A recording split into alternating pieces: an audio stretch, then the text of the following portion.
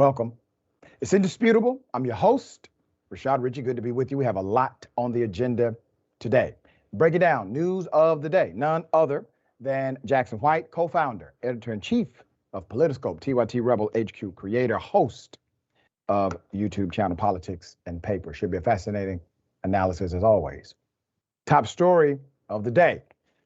Donald Trump, if elected again, says he will end citizenship, basically, for those who are U.S. born citizens.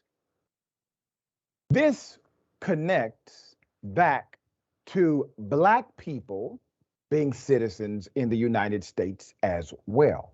I will dissect the ways.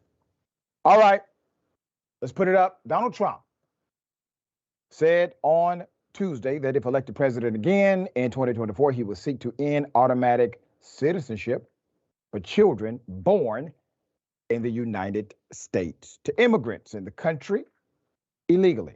A plan that contradicts how a 19th century amendment to the U.S. Constitution long has been interpreted.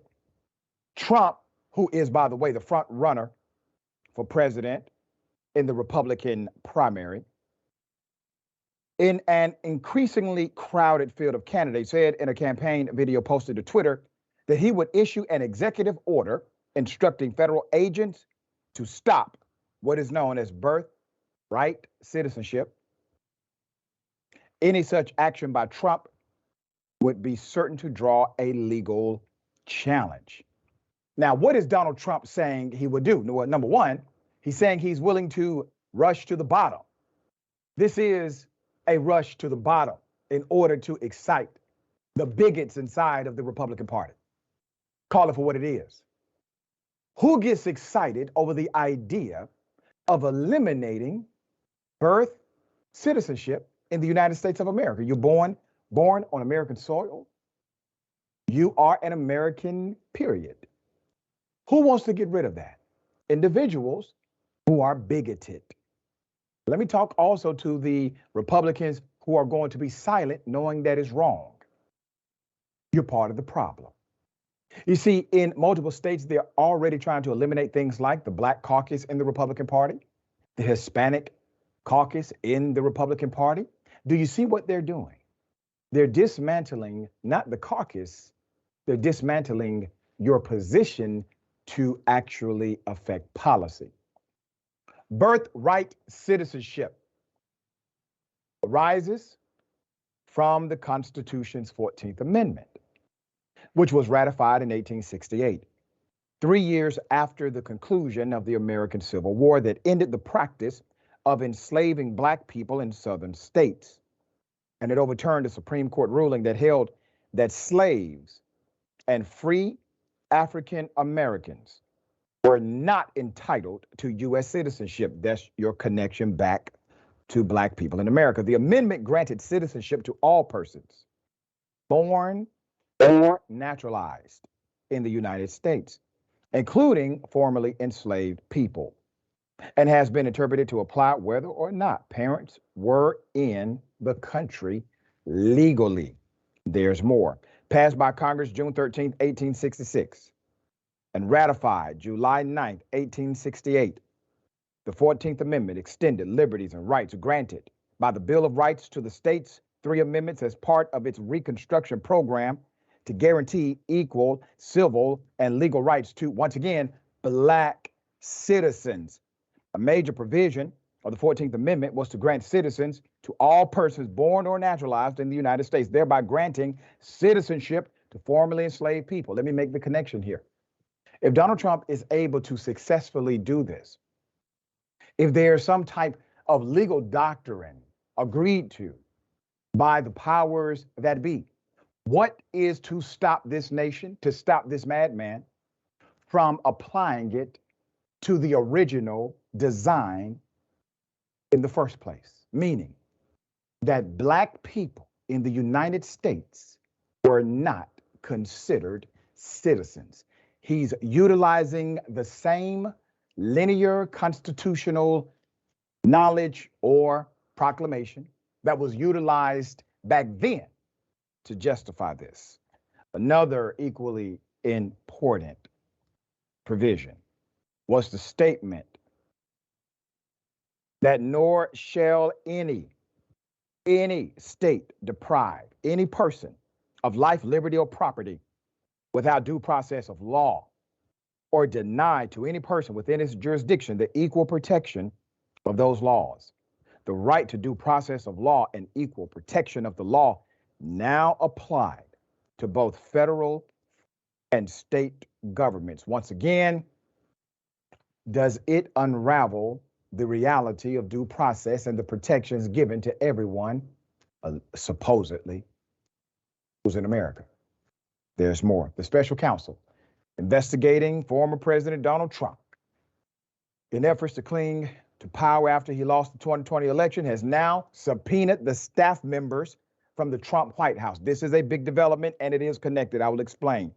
The subpoena goes to members from the Trump White House who may have been involved in firing the government cybersecurity official whose agency judged the election the most secure in American history, according to two people briefed on the matter. We have up Jack Smith. The team is being led by him. He is special counsel. He has been asking witnesses about the events surrounding the firing, specifically of Christopher Krebs, who was the Trump administration's top cyber security official during the 2020 election. According to his assessment, the election was secure. That was at odds with the narrative, the false narrative presented by Trump and his allies.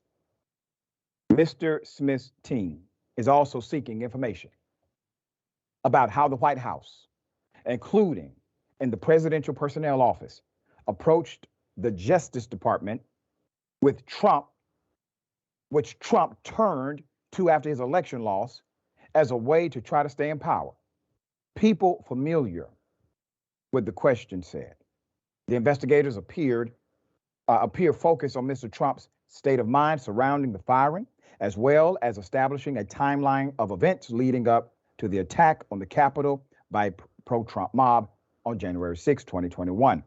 The latest subpoenas issued roughly 2 weeks ago went to officials in the personnel office, according to the two people familiar with the matter. Now, I'm going to connect the dots here. Donald Trump is going to continue to say the most sensational, outrageous, bigoted, racist things you can imagine. He's willing to end birthright citizenship. He's willing to actually dine, have dinner with proud, proclaimed white supremacists. He gives no apology for these things. And now, these subpoenas, they have gone forward. He's going to get worse. He's attempting to create such a stir inside of the Republican Party that the elements against him, as it relates to these various investigations, will all simply be categorized as a witch hunt, but it is not. There's evidence, there's conspiracy, there's malfeasance, there's felonies that have been committed by the former president of the United States. Now, why does he think he can successfully do this? Because he did it before. See, he has realized that many in the Republican Party are actually weak. Let me say that again. Many in the Republican Party are actually weak. Now, they walk around with bravado as if they are strong, as if they are somehow a man's man, but they have allowed one man to universally define what and who they are without pushback because they are afraid. Mike Pence is afraid. Mitch McConnell is afraid. Ted Cruz is afraid. Rubio is afraid. They're scared. Trump knows this. Even Ron DeSantis is afraid to a degree because they know Trump can, let's say, animate certain members of the GOP to come at them. Now, while those members may be in the minority numerically, they are stronger than those who are not, because they're willing to be loud, to be bold, and to be aggressive. Trump knows this about his people. All right, we'll follow as it develops. Good brother, what are your thoughts? Well, I think you made two very important points. And the first one was the race to the bottom. And, here we're talking about Trump eliminating birthright citizenship. But he also mentioned that if he was reelected, that he would reinstate the Muslim travel ban. And then you have people like Ron DeSantis, who is the second person in the race in the Republican primary, far behind Trump, but nonetheless second. Saying that if he gets into office, then he's going to repeal the First Step Act, which Trump actually put into place, which, was one of the few things that you could nod your head at that happened under his administration. But, really thinking about what that would mean, just taking away people's one of the things the First Step Act was give people easier access to rehabilitating themselves in the job market. Things like that, taking that away from people, which also hurts the economy, and how self-defeating so many of these Republican moves are. But also, you pointed out that there's no reason to think that Trump wouldn't do whatever he could to repeal the 14th Amendment or change it in some type of way or take away birthright citizenship, because he's done what he wants to do before. And Republicans are doing that now. They reversed Roe v. Wade state by state. They're passing the 6-week abortion bans. They're doing everything they can to make it more difficult to vote. We're seeing this happen in real time. So while this may alienate a certain portion of the voting base, like independents or swing voters, at the same time, we know that you don't need to win by popular vote in this country. That's right. That part.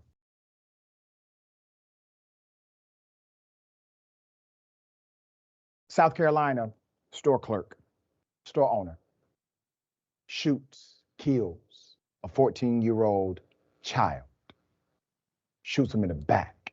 Put up the picture full mass. A 14-year-old black child is dead after being shot in the back by the owner of a Shell gas station in Columbia, South Carolina. Cyrus Carmack Belton was killed by 58-year-old Rick Chow after being falsely accused of stealing bottles of water. Chow is the owner of the Shell gas station on Park Lane Road, and he and his son chased Cyrus out of the store at approximately 8 p.m. on May 28th. I want you to let that sink in. A father-son duo chase a young black kid, shoot him in the back. Does it sound familiar to you? According to WIS News, Chow chased Cyrus from the store because he assumed the kid had taken water and shot him in the back following the chase. Chow's son reportedly told his father that the teenager was armed. Deputies allegedly found a firearm near the body following the shooting. It is in dispute right now if that firearm even belonged to the child. Now, here's what we know for sure, okay? A child is dead, a child was running away, and here's what the announcement was from the police. The owners of the convenience store suspected him of shoplifting. He did not shoplift anything. We have no evidence that he stole anything whatsoever. There was a verbal confrontation inside the convenience store. The victim went outside. He took off running. The son of the owner of the convenience store gave chase. The father, who owns the convenience store, joined in the chase. He was armed with a pistol. They chased a young man towards Springtree Apartments. Young man fell down. He got back up. At some point, the son said that he had a gun. At that point, the father shot the young man in the back. Even if he had shoplifted 4 bottles of water, which is what he initially took out of the cooler, and then he put them back. Even if he'd done that, that's not That's not something you shoot anybody over, much less a 14-year-old, but you just don't do that. We're charging the owner of the store, Rick Chow, with murder. What about the son? I got some questions here that I want to pose for you because I think you will follow. 14-year-old goes into a store. According to the surveillance footage, he takes 4 bottles of water. What does that mean? That means he's thirsty. That means he's thirsty.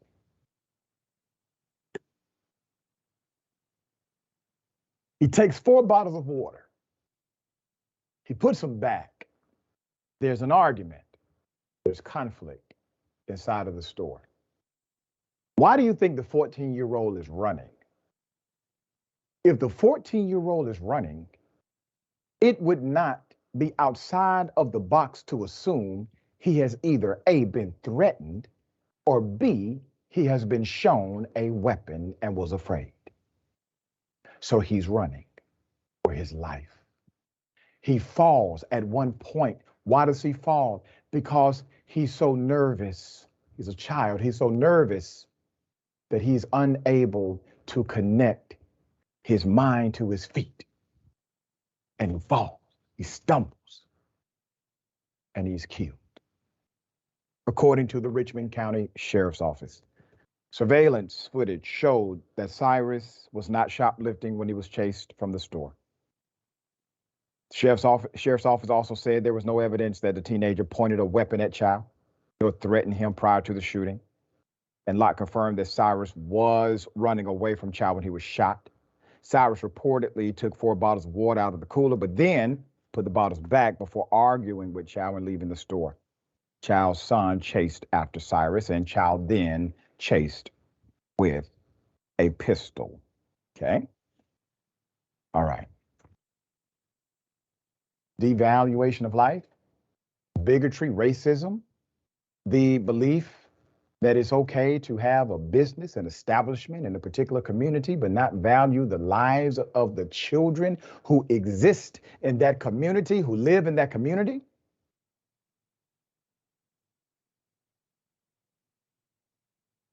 This is why we do what we do at Indisputable. We want to bring not only awareness, but we would like to bring consciousness to it. We want you to have an absolute understanding of what's real and what you can do to change it. This 14-year-old is dead. He's dead. He wanted water. If that does not jolt you, shake you to your core as to what needs to change in this nation, maybe this will. If Mr. Chow was a police officer, he would be getting a promotion next week. Mr. Jackson, thoughts? Well, I think that, no matter how you look at this story from any type of lens, ideological, political lens, cultural lens, whatever, as the officer pointed out, shooting somebody over water just is not necessary. Using a gun or really feeling the need to take someone's life or go that far with violence really isn't necessary or isn't even natural to feel unless you really feel like your life is threatened or you feel like maybe your loved ones' lives are threatened. And obviously some water, anything that they may have taken out of the store, let alone the trouble that would come from it. It just doesn't make sense other than looking for an opportunity for that violence and looking for an opportunity to let loose. And that goes into many issues that this country has. And one of those huge issues is the ease of access to legal guns and how often these types of things happen with people who look at, again, no matter what their ideological lens is, if somebody's willing to just take their gun out and shoot somebody in the back over some water, then, that's a huge issue there. And in 2 days or maybe tomorrow, there'll be another mass shooting that we'll be talking about. Yeah. So many of those issues stem into the racism issues that you pointed out. So I think that this was, as you pointed out, it's important to look at this from every angle, but 4 bottles of water just simply isn't worth that type of violence. Right. And the thing is, the irony on top of the irony on top of the evil on top of the racism is that he didn't steal anything.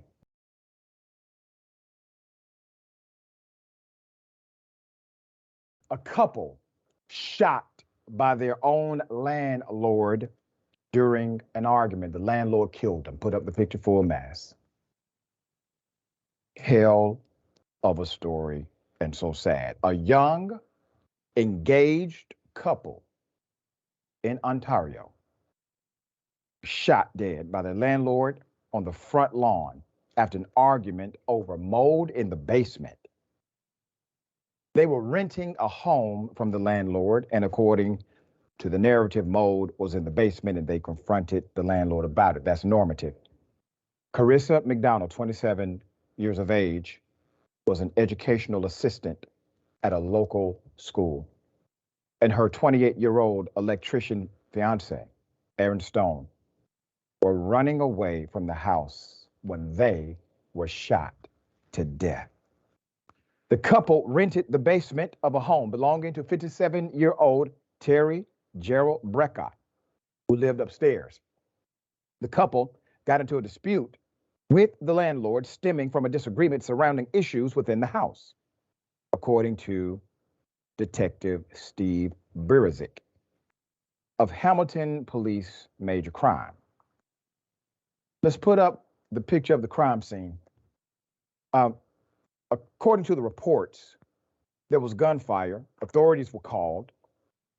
They went to the Stony Creek district of Hamilton, where the home is located, around 5:40 p.m. Saturday. According to the sergeant, neither the couple nor the landlord were known to the police, which makes what happened a little bit more shocking, according to them. However, Tony Greenlee, a next-door neighbor, described the landlord as, and I quote, bad news, noting how he would often stand on top of his roof watching them. The harassment saw Greenlee build a carport to block his view. It's like we couldn't breathe in our own backyard, Greenlee told CBC News. I was terrified, Joanne Greenlee, Tony's wife, added, as she recalled the shooting. That could have been us. He could have gotten mad enough to actually get them talking about shotguns out. I feel sorry for the young people, so young. A search of the home led to a recovery of multiple legal weapons. Once again, this is in Canada. Eventually, after shooting the couple, the landlord decided to barricade himself inside of the home with weapons that he legally held. The detective said the police spent a considerable amount of time negotiating for a peaceful resolution, but he opened fire on them. This was around 10 p.m. At that point, he was shot dead. The standoff ended in an exchange of gunfire with police, according to Special Investigations Unit. Once again, another devaluation of life. There's no value to a person's life beyond how you feel about them inside of an argument. I mean, you could have just evicted them. So now you have the landlord who decided to basically commit suicide when he shot at the police. And you have two promising, active, productive, and loving individuals who are dead because they complain about mold. I bring this to your doorstep because we can argue and debate the moment by moment or the case by case scenarios where we see permeations of evil, of bigotry, of violence. We can do that. And it's necessary, it's required in order to bring you these news stories. But there's an underlying issue behind it all. And that's how we perceive each other. How we perceive each other. And the way we perceive each other, according to psychologists, is the way we actually perceive ourselves. And so if there's a transformation dynamic, let it be that. That in order to make this world a better place for our children, our grandchildren, we have to start from inside, including me. Jackson, thoughts? Yeah, definitely. I think that, whether you look at an example like this or anything going on in modern times and throughout history, it can be rather staggering how we can treat each other over and over and over again.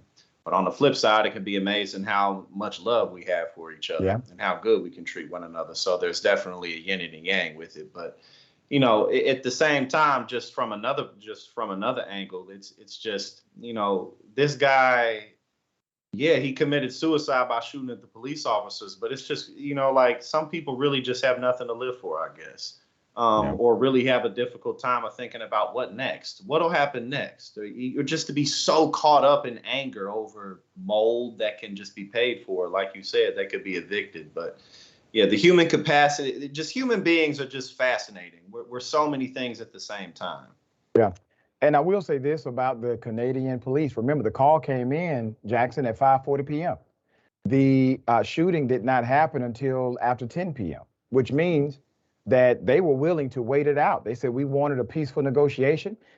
They already were aware that this individual committed murder. They still wanted a peaceful surrender. They did not shoot until they were shot at. That's a policy dynamic that Canada engages in typically. We got more on the other side. It's indisputable. Stick and stay.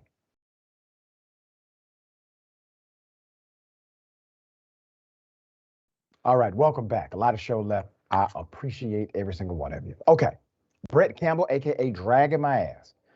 If Trump becomes POTUS again after all his crimes, including treason, America will lose all credibility and respect with the rest of the world. Well, it will lose more. And I agree with you. He will be even more lawless than ever before, and the respect will be lower than ever before. All right, Tyler Hackner. Melania, what say you? It's a good point, actually. James Thompson, member for 10 months. Thank you for that. You have done good to and for us, Dragons vet fan. Thank you so much, James. I appreciate you.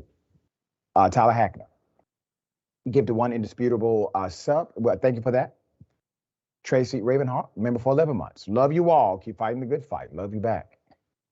Key Williams, member for 10 months. Whoop, whoop.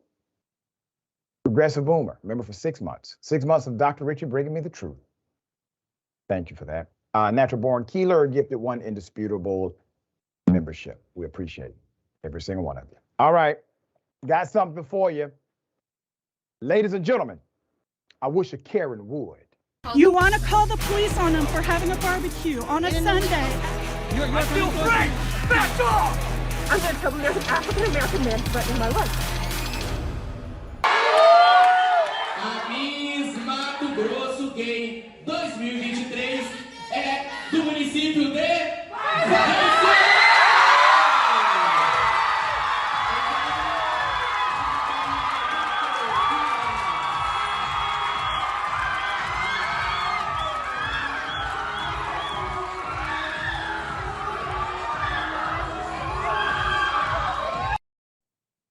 All right. Many of you will be shocked to know that I've never actually participated in a pageant myself. So when this happened, I thought, well, maybe that's part of a skit because that can't be real, right? Well, it is. Let's put up the picture full mass. I got the background, I got the foreground, and it still doesn't make sense. Pageant husband rushes on stage after the wife lost. Nathalie Becker, the runner-up to Varzia Grandes, Emanuele Bellina at Brazil's Miss Gay Mato Grosso 2023, who was in the process of being crowned when Becker's husband rushed the stage. He slams the crown to the ground and grabs Becker's hair, tries to pull her off the stage before picking up the crown and slamming it to the ground again. Event organizers issued a statement confirming that Bellini was the winner and condemned Becker's husband, the actions, and announcing that he'd be facing legal action in connection with the incident. Okay? Yeah. So naturally, unwanted physical contact, well, that's a crime virtually anywhere you go. Going on a stage, doing it not only in front of people, but doing it when you know that it's being recorded live, well, that's entirely different. And I have to imagine if you're doing things like this because of, let's say, a pageant loss, I'm sure you wanted your wife to win, who would not? Uh, you may want to consider that you're putting way too much emphasis on something that at the end of the day does not define you, it doesn't define your wife, and it should not define your relationship. And I've seen over just my life that there's a wisdom associated with keeping things internal. If there's conflict, go through a remedy that's available, maybe an appeal process. But in that moment, sir, in that moment, your wife was being graceful. It's part of the competition process. She needed comfort later. Not sure if you were able to provide that. All right, Jackson, have you seen anything like this before? No, maybe not quite in the same setting, but in different circumstances, yeah, I've definitely seen men act like little children, and grown women act like little children too, for sure. But yeah, that dude ran up on stage faster than we even had time to see how his wife felt. As soon as the crown went on the other person, he just teleported up there, was like, threw it on the ground. But the funny thing was too, is like, because as you pointed out, if there was any, she could have took it like real gracefully and be like, well, I had a good time. She may not even been like upset about it for real. But it was just funny to think about, like the car ride home, or like when they got home, you know what I'm saying? Like, oh, that was so attractive what you did. Like, you know what I'm saying? Like, you know, yeah. you never know. You never know what the conversation was afterwards, right? You just have no idea. But I will say this. Typically, you don't want someone else defining your moment for you, whatever that moment may be, right? You don't want somebody else to define it. You want to define it yourself, even if it's not in the best of light, right? You want to define it yourself. And obviously, in that moment, he took it away.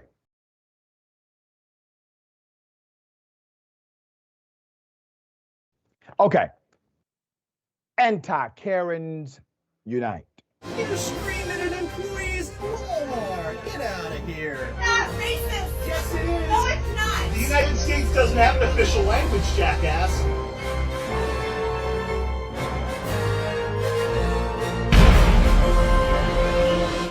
You know what? I wasn't gonna say anything.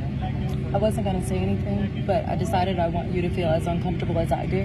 And I want you to know that I saw your text messages and I think you're disgusting. What text message? You know exactly what I'm talking about. I'm not gonna repeat it because everybody doesn't need to know, but I want you to know that I know.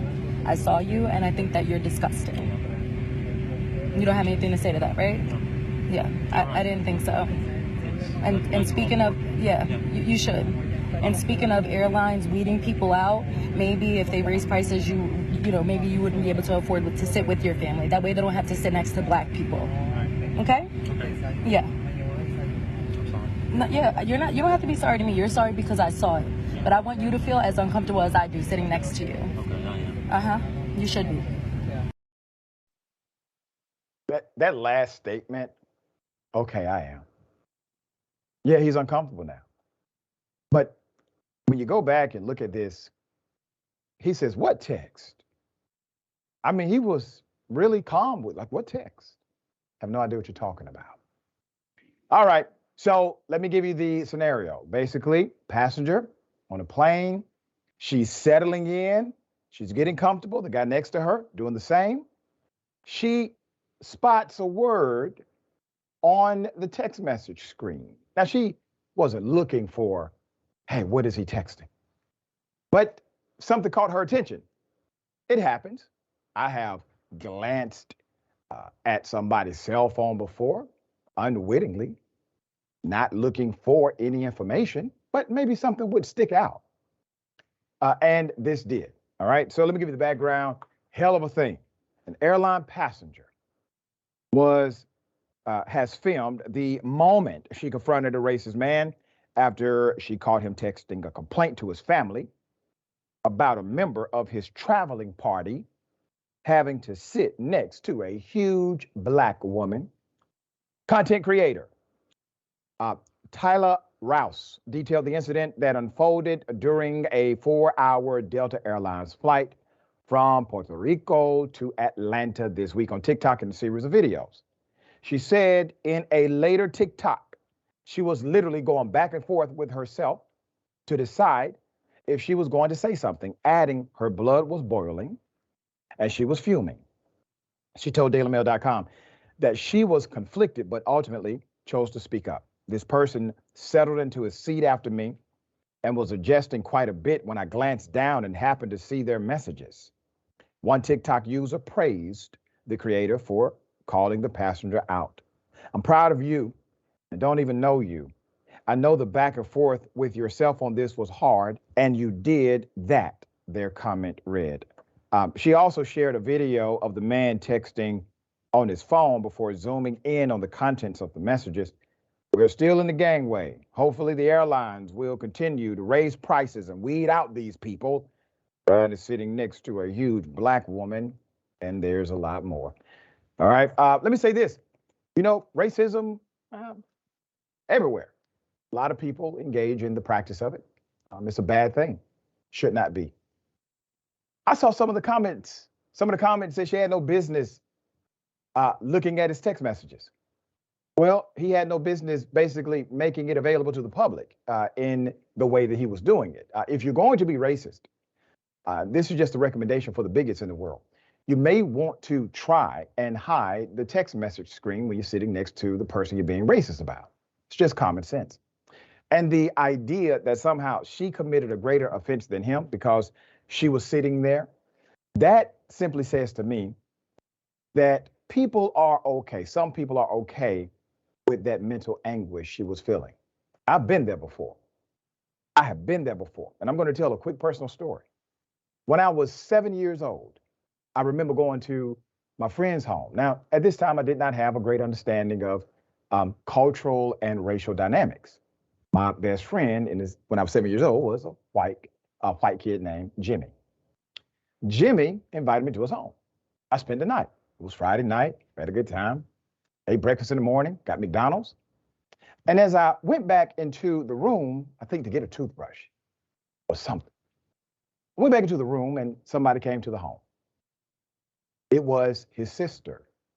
She was probably in her 30s.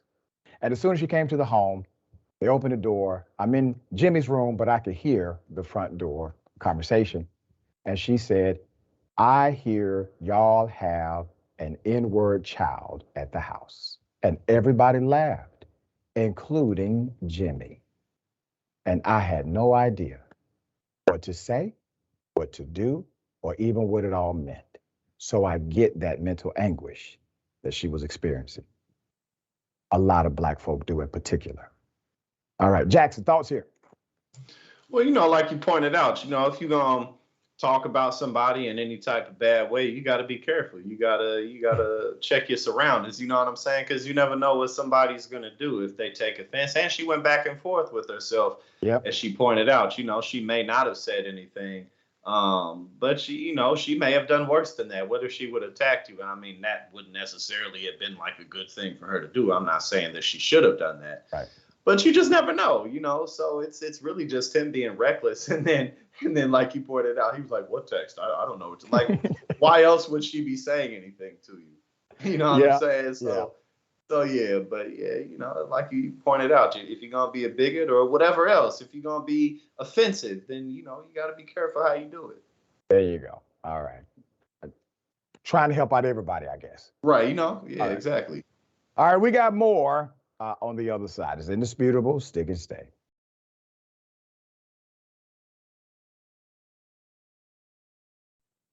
All right. Welcome back. A lot of show left. Let me read some of these amazing comments. Bright Eye, 007. Oh, the mail Karen did Kanye West. There you go. Also, Led St. James. That was the most, oh, hell no, throw I've ever seen in my life. I'm laughing because I know exactly what you mean, man. C. Michael Henson. Thank you for that, C. Michael. This pageant seems like a small thing, but this is a direct result of the big lie created by Donald Trump after losing the 2020 election. Take the L.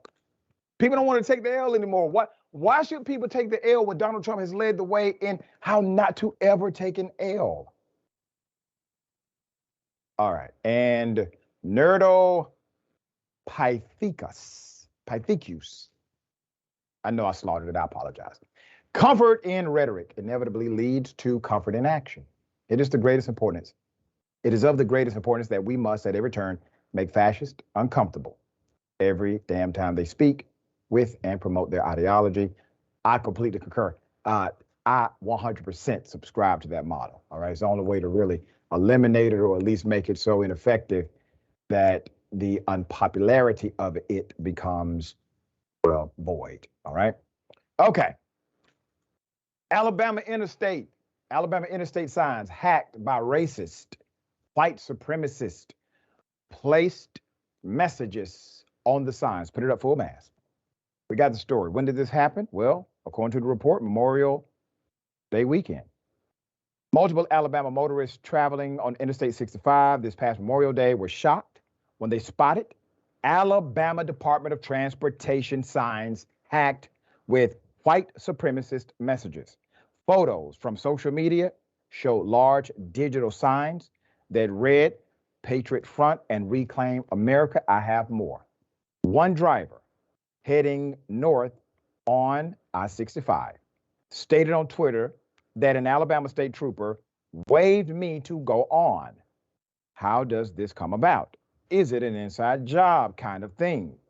It also said road work nightly or something on the third slide. And it was an actual work zone that followed. Weird as hell. Another motorist told AL.com that she reported the sign to a state trooper at about 1 p.m. A spokesperson for the Alabama Law Enforcement Agency referred questions to the Alabama Department of Transportation. John McWilliams, Public Information Officer at Alabama DOT, West Central Region, said a contractor's portable message board on I-65 was hacked. A citizen alerted a nearby state trooper about the message, who then contacted Department of Transportation, Alabama. McWilliams said. The DOT personnel immediately responded and turned the message board off. No other message boards on I-65 were affected. McWilliams said officials plan to investigate how the messages appeared. All right, let's put up Patriot Front. Who are they? Those guys. So, according to the Southern Poverty Law Center, Patriot Front is based in Texas. They are identified as a white nationalist hate group, which formed in the aftermath of the Unite the Right rally in Charlottesville, Virginia. That was on August 12, 2017. According to the Anti-Defamation League, Patriot Front is responsible for the vast majority of white supremacist propaganda distributed in the United States since 2019. It looks like they are collaborating. Okay? It's a collaborative effort, it seems. Once again, racism not being at least treated, in my opinion, the way it should be. Where's the press conference, Alabama? Where's the "this will not be tolerated in our communities"? Where's the cybersecurity agency of your state looking into this based on the forensics of what happened? Where's your collaboration, Alabama? Where's your united front against it? We won't get that. We will get a statement that says, trust me, it's under investigation. Jackson, thoughts?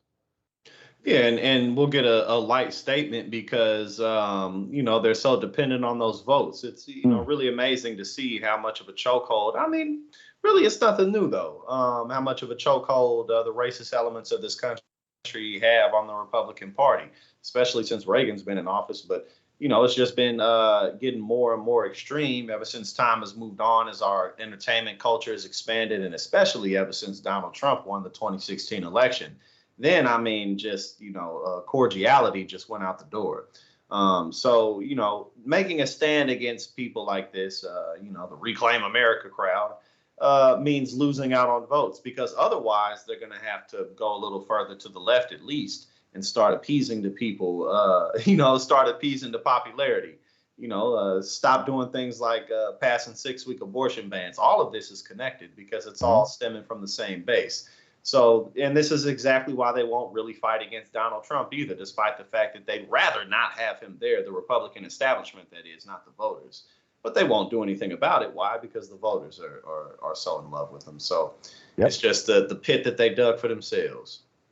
And sometimes, Jackson, groups would do things like this to gauge how serious a government is as it relates to responding or reacting to them criminally, right? There's no criminal charge likely going to happen from this. If there is, I will update it. But they gauge how popular they are in a particular state based on moves like this and how that state responds.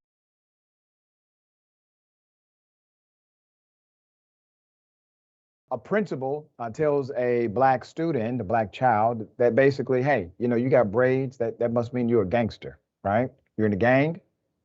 Let's put it up, young man, okay? The parents of a 7th grade student at Calvary Baptist Private School in Slidell said, well, they were dumbfounded last week when their son, Dalen, he had a decision, and he made a decision to wear a braided hairstyle. Not a problem. It's cultural. But it was met with questions about him being a gangster by the school's principal. So Dalen's mom, Ashley, spoke on the matter. Here's the quote. I picked him up, just like normal, and asked him, hey, how was your day? How did your friends like your braids? Ashley Thorne said of her son, Dalen, we're driving out of the parking lot, and he said the principal pulled him aside today and asked if his braids represented him being a gangster. The Thorns, a black family of 5 who recently moved from Shreveport to the Slidell area, found the principal's question troubling. Braided hair, they said, is widely normalized and not an infraction against school policy. Let's put up these individuals. The Thorns said they called Principal Angeline Mesman. She, along with interim pastor John Brown, refused to comment on the matter. No comment at the Baptist school. But here's a quick video of the pastor in his opening sermon, and I'm going to say this is probably the reason you're not going to get a comment. Here it is. It's so exciting to be here this morning to worship with you. And it's great seeing the whites here today and my brothers and sisters in Christ. What? The whites. The next morning, the parents met with the principal, met with the principal Mesman in her office. Well, we'll give you an update as the update comes. Hell of a thing. Let's do this. Jackson. Yeah. Braids. Sir, if you went to that school, sir, I hate to say this, man, they may try to do something much, much worse to you, sir. Right, and I'm extra light-skinned. I'm extra light-skinned, you know what I'm saying? I'm about as light-skinned as you can be, you feel me? It's summertime, so that'll help me out a little bit, but yeah, no, it's just the thing, how to say I've known 3 black people my whole life without actually saying it.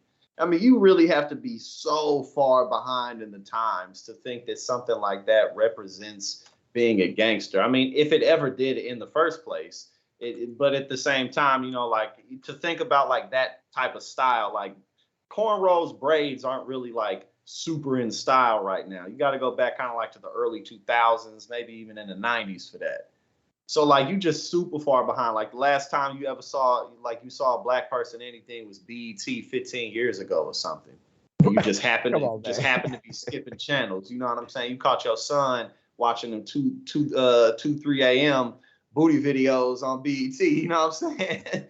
but yeah, it's really still people out here like that in places where. At the end of the day, the majority of the country is still white, and there are a lot of places where there is not steep diversity, but yeah, that's just pretty ridiculous.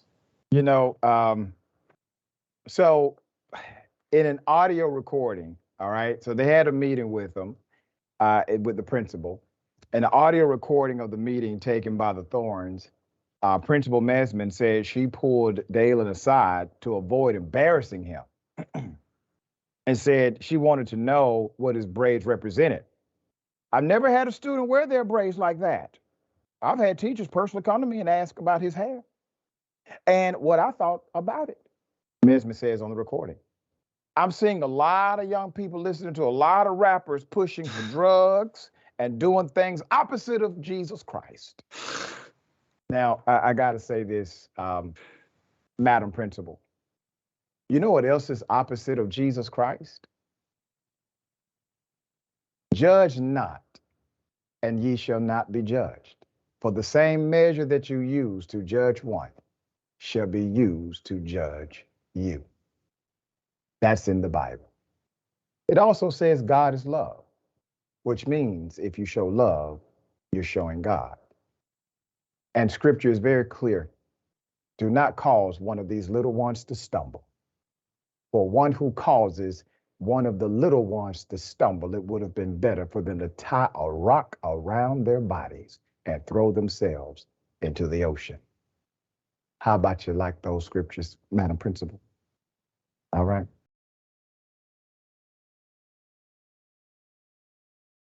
Knocked on the door, gets shot, could have died. Okay. Remember the picture, put it up full mass. All right. So Ralph Yarl, the family is speaking out over the Memorial Day weekend. Kansas City teen Ralph Yarl made his first big public appearance since being shot in the head last month. Let's put it up. If you recall, the incident occurred after the teen simply knocked on a door. He rung a doorbell, all right? He went to the wrong home. He was there in good faith to pick up his brothers. This was in Northland. He and his family were welcomed with open arms at the going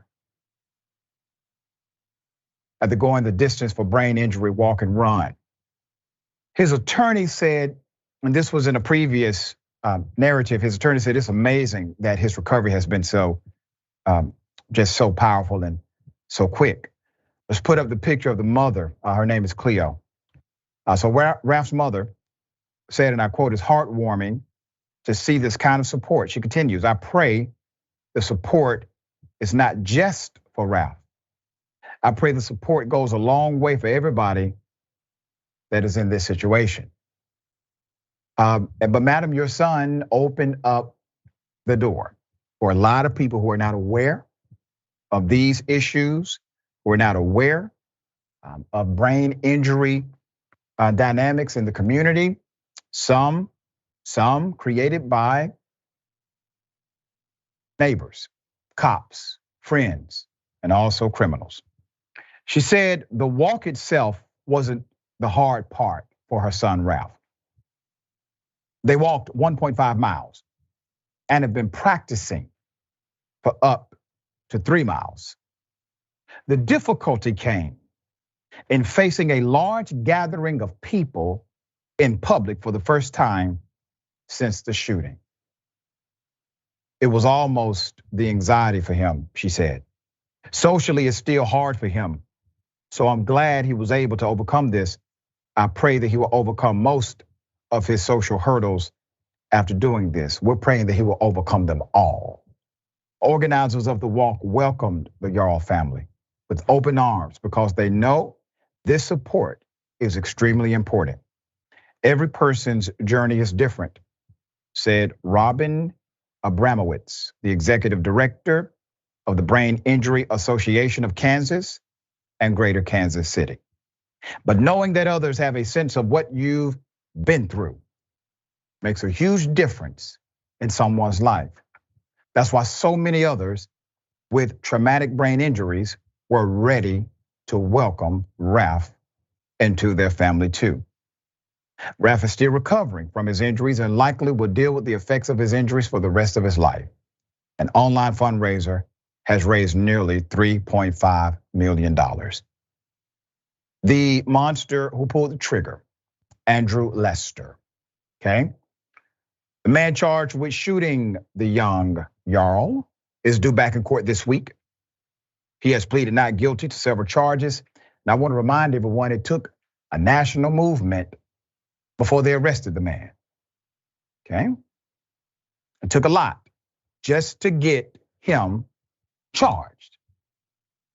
We shall see if he's prosecuted to the fullest extent of the law. His grandson has already said, dude is racist. Sharing thoughts here. Yeah, I hope the grandson's able to testify and this thing is able to be pushed through. Traumatic brain injuries are tricky things. It's a special community. I wonder if this young man were shot in a different part of his body, if he'd still have anxiety walking into that crowd and not knowing who's there to hurt me. Yeah. It's that kind of crime. Yeah. His bravery is to be applauded.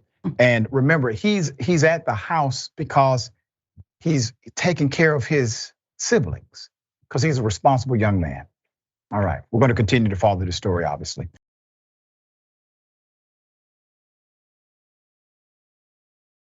Update. The kid was shot by a cop because he believed the police would help. Well, he wants the cop to be terminated. Let's go to the video first. Here it is. He said, everybody come out with your hands up. Then I came running inside the living room. Then I remember I heard the big bang. Then I just remember holding my chest. As he laid in his mother's arms, bleeding out from a gunshot wound, 11-year-old Adarian Murray was so convinced he was going to die, he began to pray to God and sing gospel songs. I was thinking like I'm going to die. Tell my whole family, tell my teacher. I said I'm sorry for what I did. Adarian's mother says he developed a collapsed lung and suffered fractured ribs and a lacerated liver due to the gunshot wound. He spent days in the ICU at the University of Mississippi Medical Center in Jackson, needing a ventilator to breathe. It came. It did. Right here. More than a week since the shooting, he is remarkably in good spirits, but says sometimes when he's alone with his thoughts for too long, he has nightmares. Sometimes I can see myself laying inside the coffin. Them are my thoughts at night, my only ones. And sometimes I think people are watching me. But my main thought is me dead. If that officer was here, sitting right here across from you, what would you want to tell him, Adarian? Why did you do it? I could have lost my life all because of you. I want you terminated for what you did to me. He's 11. Forced in a very adult arena. He's 11, okay? There's a cause and effect relationship with what we have permitted police to do by way of policy, by way of protection, by way of immunity, not holding them accountable. Understand, cause and effect exist. If drug dealers were not afraid of being arrested because they weren't arrested, there would be more drug dealers in the world. You see, if police are not afraid of being held accountable for making a bad judgment call or not valuing the life of the person in front of them, well, you know the rest. Put up the picture of Adarian Murray and his lawyer. The Murray family has sued the city. They've sued the police officers. There's a $5 million federal lawsuit now. Greg Capers, the officer responsible for the shooting, along with Police Chief Ronald Sampson and 5 other unnamed police officers, are also named in the suit. CBS News request for comment from the mayor of the city, Ken Featherstone, and the police officer, the police spokesperson, Kedrick Wash, were not immediately responded to. The officials have suspended Capers with pay during an investigation into the shooting. You see, as I have said before, trained detectives, police officers, sergeants, investigators, when someone in blue, when they commit the crime, all of a sudden, no one understands how to apply investigative prowess. There's ambiguity. But I guarantee you, you take their blue suit away, the individual immediately gets charged with a criminal offense. Jackson, thoughts? Yeah, you know, at the end of the day, like you pointed out, if there's no price to be paid, then there's no change in behavior. There's no need to act differently. I mean, this guy is suspended with pay, couldn't even be terminated on the spot for shooting a child. I don't see how under any circumstances you could feel like your life was under any type of danger with someone who's just that much smaller than you. Doesn't instantly click, oh, that's a little kid. Didn't come to the situation prepared to ask questions or prepared to even survey the area to where you were that anxious and that afraid that you just pulled the trigger against somebody who's not even 10 years old. So, you know, he's very lucky to be alive, very, very lucky to be alive. But, you know, I think the most important point that you said is that if there's no consequences to suffer, if there's no price to be paid, then you know, there won't even be any change in hiring practices. So ultimately, we really, really have to tackle this full force. Yeah. Well said. All right. Brother, for those who are listening, those who are watching, if they would like to continue to follow your amazing career and content, how can they do so? Oh, yeah, it's always good to be here with you. You can check out my YouTube at youtube.com/@politicsandpaper. I got streams going on daily. I got a show coming out. Well, next month is tomorrow, but that'll be starting next month. I got a whole lot of things rolling out. So check me out at Politics and Paper. And it's always good to be here with you, good doctor. And I'm looking forward to the next time. Same here, dear brother. All right. The bullpen is next. Stick and stay.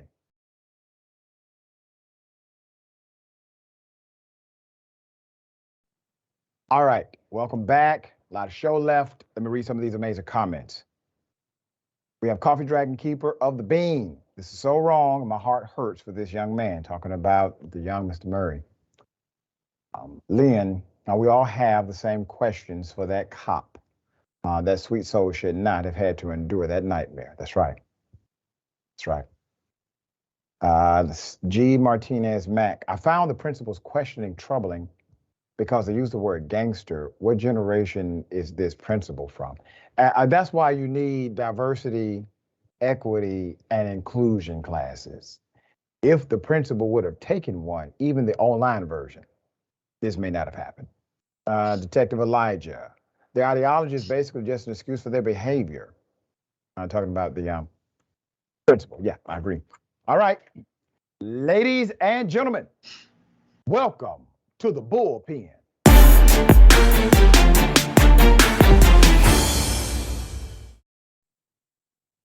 He's back.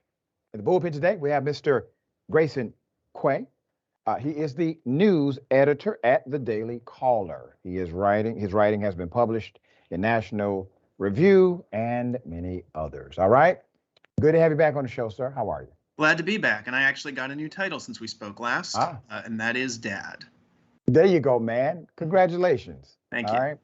Congratulations. My daughter just graduated high school last week, so I got settled into dorm life. So that's the new transition for me. You'll be there in about 17 years or so. All right. Okay. We're going to chop it up about Ron DeSantis, where the governor of Florida decided to, in an interview, say he's actually running against wokeism. Okay. And so naturally, that does not speak to a policy, nor did he illuminate what it meant. I don't want to presume what you know or believe about Governor DeSantis running against wokeism. So if you would, give us your opinion and I will opine. Well, look, I'm not a huge fan of the term wokeness. This is a term that comes out of Black culture and specifically refers to becoming aware of injustices and inequalities within society. And it's just very interesting to me that this has gone from the counterculture to being discussed in, these high-level conservative symposia and on the Republican primary campaign trail in just a few short years. You see a similar arc with the word based, which I've written about, which has been, largely co-opted on the right. So I don't love the word woke, but honestly, I have trouble thinking of a better word. And sometimes it can be a useful strategy in politics to group all of your opponent's policies under a particular, especially monosyllabic term, and then use that as a club to beat them with. Yeah, it's really interesting. If someone says, I'm running against white supremacist ideology, we basically understand what that means, okay? And we have concluded that, well, yeah, it's anything racism, the left doesn't like. Say that again? It's anything the left doesn't like, right? Well, let me ask you a question. Are you against white supremacy or for white supremacy? I would say I am against white supremacy. So when I say a person is running against white supremacist ideology, you also would agree that that's a good thing, correct? Sure, but I have also been called a white supremacist. So when someone says they're running against white supremacist ideology, I question whether they actually mean me. I don't think I'm a white supremacist, but it doesn't really matter what I think. It matters what I got you, man. But you made it about Well, you made it about yourself. I was talking about it in general terms, but my grandmama said a hit dog a holler. So what we'll do is come back a little bit, and I will pose the question and reframe it.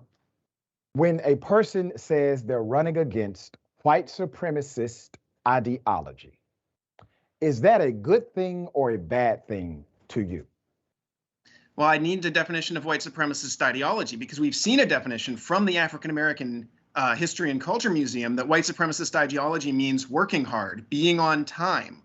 Are these white supremacist ideas, or is that just being good at your job? You see, this is why people call you a white supremacist. This isn't my definition. This is the African American Museum of History and Culture's definition. I understand the point that you're submitting, but I would like you to understand the point I'm submitting. The question was specifically about your opinion about white supremacy. Now, you cannot submit your own opinion. You decided to submit the opinion of another organization. And by the way, I have not fact-checked what you said, so I can't go down that rabbit hole, but I can say clearly that the question was aimed at you about your feelings about white supremacist ideology. And instead of answering it in the good faith that it was submitted and giving me a direct answer from your own soul about white supremacy, you decided to duck, dodge, and deflect back to an African-American institution and their definition of it rather than your own. Do you not find that to be problematic? Well, what do you think it means, dear brother? If white supremacy means that people with white skin or European ancestry are inherently in some way superior to people of African ancestry, then no. I disagree with that. I think that's an abominable ideology. Right? So, but if you want to say, if someone wants to say to me, hey, if you believe in showing up to work on time, you're a white supremacist, what can I say to that? Yes, I am. You're going to keep making a dumbass argument. Let me say this to you, man. I'm talking about real people. Real people understand real problems. There is nobody that I've ever met in my natural life who believes that white supremacy is coming to work on time. Now, damn it, I work every day of my life. I have more jobs than you do. I go to work every day and I'm on time. You know what that means? That means I'm responsible. It has nothing to do with race, has nothing to do with political ideology. So let's stop being children about the conversation. Sir, you're a grown ass man. What do you feel? What do you feel? I'm going to tweet that link at you. I'm going to tweet that link at you from the African American History and Culture Museum, and I want you to retweet it. What do you feel? I ain't retweeting a damn thing you send to me. What do you feel about white supremacy? Once again, answer the question. See, this is why people get uncomfortable with this, because it's being used as a bludgeon right now. I already told you that the idea that people with white skin or European ancestry are superior to people with dark skin or African ancestry is abhorrent to me. All right, If now that let's is your go. definition of white supremacy, then we agree in finding white supremacy abhorrent. Now, there you go. Now, let's finally get to the wokeism part. You said in the beginning of your commentary that wokeism or woke is actually a good term so that it can be utilized in a way strategically to go after left-leaning ideology. You said that in your commentary to me, even though you agree that woke is an African-American term that means to be aware of injustice, to be aware of inequity, right? But you were okay with the mislabeling of wokeism against individuals who are good faith operators because it is co-opted or has been co-opted by the Republican Party as a political tool. You're okay with that political tool, but then you push back on what you proclaim to be a political tool as it relates to the word white or the ideology of white supremacy. Do you not see the irony in your own proclamation? Well, as I said, I don't love the word woke. I don't think I think it's possible that there could be a better term for what we're fighting against, but you can't look at me and say this isn't a real thing. What is woke? Wokeness is usually used, as far as I can tell, to refer to kind of a bundle of progressive ideologies on topics, especially of race, gender, and sexuality. Okay. So would you consider, let's say, police reform? That was a big Black Lives Matter movement. They wanted police reform, not criminal justice reform. I think everybody does, but police reform in particular. Is that woke ideology? Well, it depends who you ask. I mean, you've seen people on your own network like Anna Kasparian come out in favor of more policing. I'm asking you, sir, what do you believe? What I believe about police reform? I believe we need law and order in our streets. Do you believe those who engage in police reform movements are engaged in woke ideology or woke policy? That would fall under the general definition of the term, yes. I think racial, gender, and sexual liberation movements tend to always fall under that term. Let me give you a stat you may not be aware of. You can check out my information on NBC. You can check out my information via Gallup. You can also check out my information via Reuters. 94% of Americans believe police reform is required. Out of that 94%, 68% believe that it needs to be either dramatic, meaning aggressive, or more than it's being done currently in their own local city, okay? So the vast majority of Americans, Democrats, Republicans, independents, individuals that consider themselves to be non-political, they all agree at a tune of 94% that police reform is required. Now, you have said on my show, numbers would look like if you started getting into specific policies. You can often get huge majorities to agree to poll propositions that are very vague if you phrase them in the correct way. I'm sure you could get people to agree to similarly vague pronouncements about law and order or so you're saying the people polled were dumb. I'm not saying they're dumb. I'm just saying they just didn't know what they were answering. Polling can be. Large majorities of people said we should bomb Agrabah one time. You know, the fictional kingdom from Aladdin. That's your answer. Yes, polling is very malleable. Yes. All right, and you're the editor of the Daily Caller? You can get large majorities in favor of overturning Roe v. Wade or opposing it, for example, depending on how you phrase and ask the question. This was demonstrated numerous times. What about things? Well, let's get to a specific policy since you have offered that as your rebuttal. What about, this is a very specific policy, maternity leave, to extend maternity leave for mothers, to make it more congruent with, let's say, models that exist in UK nations. What would you say to that? Is that a woke policy to you? So I am incredibly pro expanding maternity leave, actually. Okay. Is it a woke policy, though? I wouldn't consider it a woke policy. Why is it not a woke policy? That policy is being led by the same individuals you just listed to me as being for police reform. Well, not entirely. Josh Hawley nor is police reform entirely led by look at this. Josh Hawley and Mitt Romney have both proposed large child tax credits. Does that make Josh Hawley and Mitt Romney woke, for example? Yes, it makes them engaged in woke policies. Yes, sir. Well, all right then. All right. See how that works? Okay. I see where you're coming from here. Like I said, not my favorite term, but it is fun to talk about. All right, man. You have a good day, Dad. Okay, new dad. All right. Remember, take care of yourself, take care of each other, take care of the planet. Remember, the truth is always indisputable.